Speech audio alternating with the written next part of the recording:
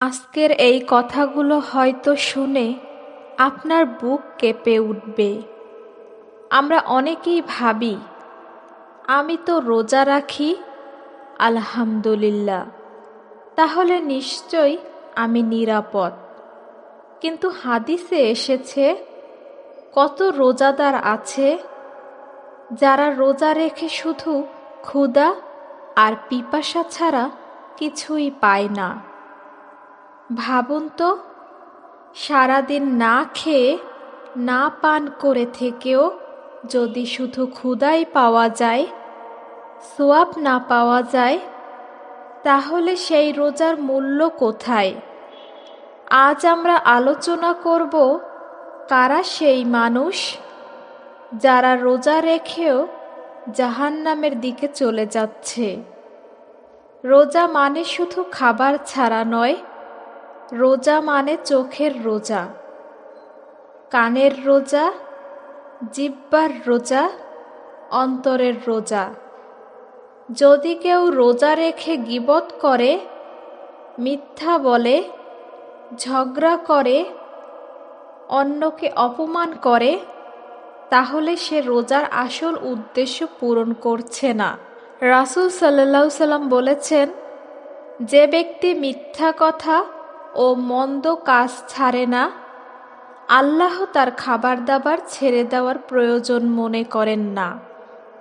অর্থাৎ আল্লাহ শুধু ক্ষুধা চান না, আল্লাহ চান পরিবর্তন। যে ব্যক্তি রোজা রাখে কিন্তু নামাজ পড়ে না, সে কি আল্লাহর হুকুম পুরো মানল? রোজা ফরজ, নামাজও ফরজ। একটি রেখে আরেকটি ছেড়ে দিলে পূর্ণতা আসে না। অনেকেই রমজানের রোজা রাখে কিন্তু 5 ওয়াক্ত নামাজ পড়ে না। তাহলে প্রশ্ন হলো, আমরা কাকে খুশি করতে চাই? মানুষকে দেখানোর জন্য রোজা রাখলে সেটা ইবাদত নয়, সেটা রিয়া দেখানো।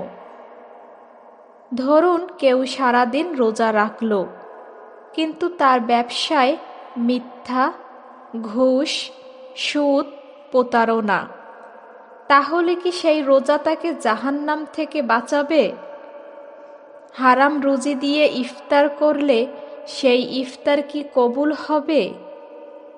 আল্লাহ পবিত্র, তিনি শুধু পবিত্র জিনিসই গ্রহণ করেন। রোজা আমাদের ধৈর্য শেখায়, কিন্তু যদি রোজার পরও রাগ কমে না, অহংকার কমে না, হিংসা কমে না, তাহলে রোজা আমাদের বদলাতে পারেনি। রমজান হলো ট্রেনিং মাস। যদি ট্রেনিং শেষে মানুষ একই থাকে, তাহলে সেই ট্রেনিং কি সফল? গীবত এমন একটি গুনাহ যা মৃত ভাইয়ের গোশত খাওয়ার মতো ভয়ঙ্কর। অনেকেই রোজা রেখে ইফতার টেবিলে বসে অন্যর সমালোচনা করে। তখন সেই রোজা কোথায় যায়? জিহ্বার রোজা না রাখলে পেটের রোজা মূল্যহীন হয়ে যায়। আজকের যুগে সবচেয়ে বড় ফিতনা চোখ। রোজা রেখে যদি হারাম ভিডিও দেখি, অশ্লীল কন্টেন্ট দেখি, অন্যের গোপন বিষয় অনুসন্ধান করি, তাহলে কি আমরা সত্যিই রোজা রাখছি? রোজা হলো তাকওয়া অর্জনের মাধ্যম। তাকওয়া মানে আল্লাহ দেখছেন এই অনুভূতি। রমজান হলো ক্ষমার মাস, কিন্তু যদি আমরা আত্মীয়তার সম্পর্ক ছিন্ন করি, মনের ভিতর বিদ্বেষ রাখি, ক্ষমা না করি, তাহলে কিভাবে আল্লাহ আমাদের ক্ষমা করবেন? রাসূল সাল্লাল্লাহু আলাইহি সাল্লাম বলেছেন, যে ব্যক্তি অহংকার নিয়ে মারা যায় সে জান্নাতে যাবে না। রোজা রাখা সহজ, কিন্তু রোজার হক আদায় করা কঠিন। আমরা যেন সেই মানুষ না হই যারা সারাদিন ক্ষুধার কষ্ট করে আর শেষে জাহান্নামের দিকে চলে যায়। আজ থেকে সিদ্ধান্ত নেই, শুধু পেটে নয়, মনও রোজা রাখব। শুধু ক্ষুধায় নয়, গুনাহ ছাড়ব। শুধু রমজান নয়, সারা জীবন আল্লাহকে ভয় করব। আমাদের রোজাকে শুধু ক্ষুধা না, জান্নাতের পথ বানিয়ে দিন।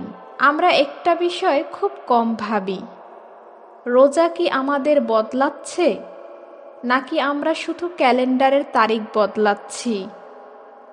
রমজান আসে, আমরা সেহরি করি, ইফতার করি, তারাবি পড়ি, কিন্তু রমজান চলে গেলে আমাদের জীবন আবার আগের মতোই হয়ে যায়। রোজা কি শুধু 1 মাসের জন্য? অনেক মানুষ আছে রমজানে মসজিদ ভর্তি করে, কুরআন তেলাওয়াত করে, কান্না করে, দোয়া করে, কিন্তু শাওয়াল মাস শুরু হতেই নামাজ কমে যায়, কুরআন বন্ধ হয়ে যায়, দুনিয়ার ব্যস্ততা আবার ঈমানকে ঢেকে ফেলে। তাহলে প্রশ্ন হলো, আমরা কি রমজানের রবকে মানি, নাকি সারা বছরের রবকে মানি? আল্লাহ তো শুধু রমজানের আল্লাহ নন, তিনি বছরের 12 মাসের রব।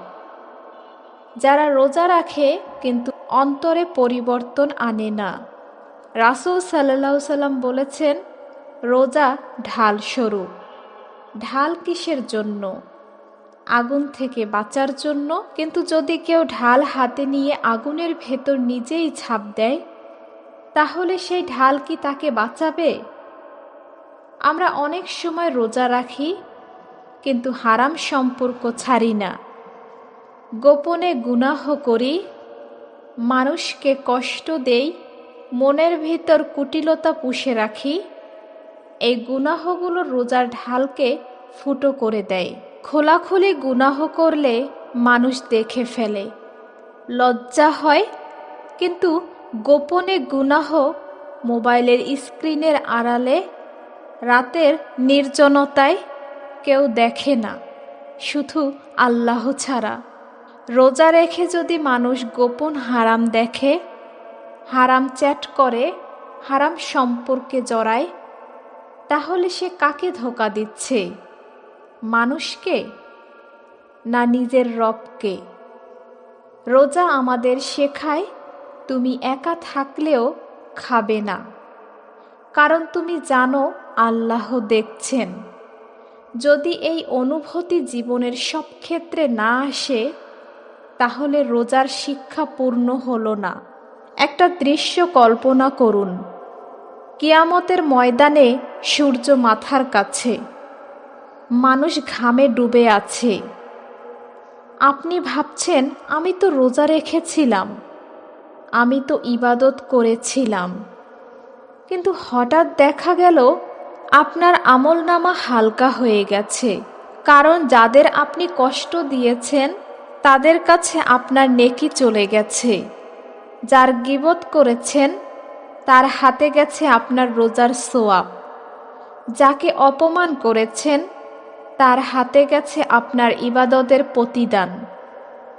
শেষে আপনার হাতে কিছুই রইল না। এটাই হলো প্রকৃত দেউলিয়াত্ব। রোজা রেখে অন্যকে কষ্ট দেওয়া।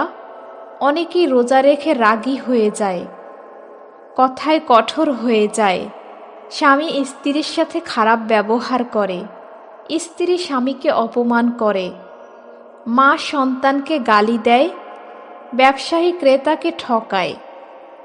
রোজা যদি চরিত্র ঠিক না করে, তাহলে সেই রোজা শুধু শরীরের কষ্ট, আত্মার নয়। সবচেয়ে বড় বিষয় নিয়ত। আমি কেন রোজা রাখছি? মানুষ বলবে, মাশাআল্লাহ, খুব পরহেজগার, নাকি আল্লাহ খুশি হবেন? যে আমল মানুষকে দেখানোর জন্য, সেটা কিয়ামতের দিন কোনো মূল্য পাবে না।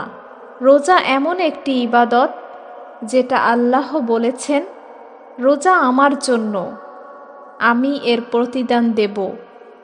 কিন্তু শর্ত হলো, এটা হতে হবে খাঁটি আল্লাহর জন্য। আজ আমরা নিজেদের প্রশ্ন করি, আমার রোজা কি আমাকে বদলেছে? আমি কি গুনাহ কমিয়েছি, আমি কি কারো কাছে ক্ষমা চেয়েছি? আমি কি কারো হক নষ্ট করেছি? যদি উত্তর না হয়, তাহলে এখনো সময় আছে। মৃত্যু দরজায় কড়া নাড়ার আগে আমরা যেন বদলে যাই। জাহান্নাম শুধু তাদের জন্য নয় যারা রোজা রাখে না, জাহান্নাম তাদের জন্য যারা রোজার শিক্ষা গ্রহণ করে না। রোজা আমাদের জান্নাতের পথে নিয়ে যাওয়ার কথা, কিন্তু যদি আমরা সেই পথ ছেড়ে নিজের ইচ্ছায় পথে হাঁটি, তাহলে দোষ রোজার নয়, দোষ আমাদের। আজকের এই কথাগুলো যদি আপনার হৃদয়ে সামান্য নাড়া দেয়, তাহলে দেরি করবেন না। আজ থেকে বদলে যান, আজ থেকে গুনাহ ছাড়ুন, আজ থেকে অন্তর পরিষ্কার করুন। আমরা সবাই একদিন চলে যাব।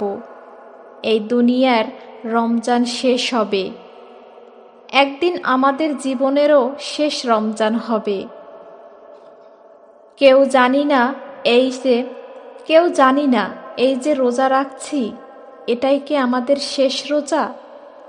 হয়তো আগামী রমজান আসবে, কিন্তু আমি থাকব না। একবার চিন্তা করুন, যদি এই রমজানই আপনার জীবনের শেষ রমজান হয়, তাহলে আপনি কি এভাবেই কাটাতে চাইবেন? মানুষ যখন মারা যায়, সবাই কাঁদে, জানাজা পড়ে, দাফন করে, তারপর এক এক করে সবাই চলে যায়। মাটি চাপা দেওয়ার পর আপনি একা সেই অন্ধকার কবরে। না থাকবে মোবাইল, না থাকবে বন্ধু, না থাকবে অনুসারী, না থাকবে দুনিয়ার কোনো পরিচয়, থাকবে শুধু আপনার আমল। তখন যদি ফেরেশতা প্রশ্ন করে, তোমার রবকে? আপনি কি শুধু মুখে বলবেন আল্লাহ, নাকি আপনার জীবন প্রমাণ দেবে আপনি সত্যি আল্লাহকে মানতেন? আমরা অনেক সময় জাহান্নামের কথা হালকাভাবে শুনি, কিন্তু জাহান্নাম কোনো গল্প নয়। যেখানে আগুন আছে, যার তাপ দুনিয়ার আগুনের মতো নয়। সেখানে অনুশোচনা আছে, কিন্তু ফিরে আসার সুযোগ নেই। ভাবুন, কেউ রোজা রেখেছে, ইবাদত করেছে, কিন্তু মানুষের হক নষ্ট করেছে, গীবত করেছে, অহংকার করেছে। কিয়ামতের দিন তার আমল অন্যদের মাঝে বন্টন হয়ে গেছে। শেষে তার জন্য রইল শূন্য হাত, আর সেই শূন্য হাত নিয়েই তাকে দাঁড়াতে হলো আল্লাহর সামনে। আল্লাহ শুধু শান্তিদাতা নন, তিনি সবচেয়ে বড় ক্ষমাশীল। আপনি যদি কান্না ভেজা চোখে বলেন, হে আল্লাহ, আমি ভুল করেছি, তাহলে আল্লাহ আপনার গুনাহ পাহাড় সম হলেও ক্ষমা করতে পারেন। আজ আমরা সিদ্ধান্ত নেই, আমি আর শুধু ক্ষুধার রোজা রাখব না, আমি চরিত্রের রোজা রাখব, আমি চোখের রোজা রাখব, আমি জিহ্বার রোজা রাখব, আমি হৃদয়ের রোজা রাখব, আমি কারো হক নষ্ট করব না, আমি গীবত ছাড়ব, আমি হারাম থেকে দূরে থাকব, আমি আল্লাহকে একা পেলেও ভয় করব। যদি আপনার জীবনে এমন কেউ থাকে যার সাথে আপনার মনোমালিন্য, যাকে আপনি কষ্ট দিয়েছেন, যার হক মেরে দিয়েছেন, আজই তার কাছে ক্ষমা চান। কারণ কিয়ামতের দিন টাকা দিয়ে নয়, ক্ষমা দিয়ে নয়, নেকি দিয়ে হিসাব হবে। আজই সম্পর্ক ঠিক করুন, আজই মন পরিষ্কার করুন। রমজানের আসল সাফল্য, রমজানের সাফল্য শুধু এই নয় যে আমরা 30টা রোজা পূর্ণ করলাম। সাফল্য হলো রমজানের পরেও আমরা বদলে গেলাম কিনা। যদি রমজান শেষে নামাজ ঠিক থাকে, কুরআনের সাথে সম্পর্ক থাকে, গুনাহ কমে যায়, হৃদয় নরম হয়, তাহলেই রোজা সফল। জান্নাতের স্বপ্ন, একটা দৃশ্য কল্পনা করুন। আল্লাহ বলেছেন, হে আমার বান্দা, তুমি দুনিয়ায় আমার জন্য ক্ষুধা সহ্য করেছিলে, আজ জান্নাতে প্রবেশ করো। কি শান্তি, কি আনন্দ! সেখানে আর কষ্ট নেই, সেখানে আর চোখের পানি নেই, সেখানে চিরস্থায়ী সুখ। আমরা কি সেই জান্নাত চাই না? চলুন আমরা অন্তর থেকে দোয়া করি, হে আল্লাহ, আমাদের রোজাকে কবুল করুন, আমাদের গুনাহ মাফ করুন, আমাদের অন্তরকে পরিষ্কার করুন, আমাদের রিয়া থেকে বাঁচান, আমাদের গোপন গুনাহ থেকে বাঁচান, আমাদের রোজাকে জান্নাতের চাবি বানিয়ে দিন, জাহান্নামে আগুন থেকে আমাদের দূরে রাখুন। আমিন।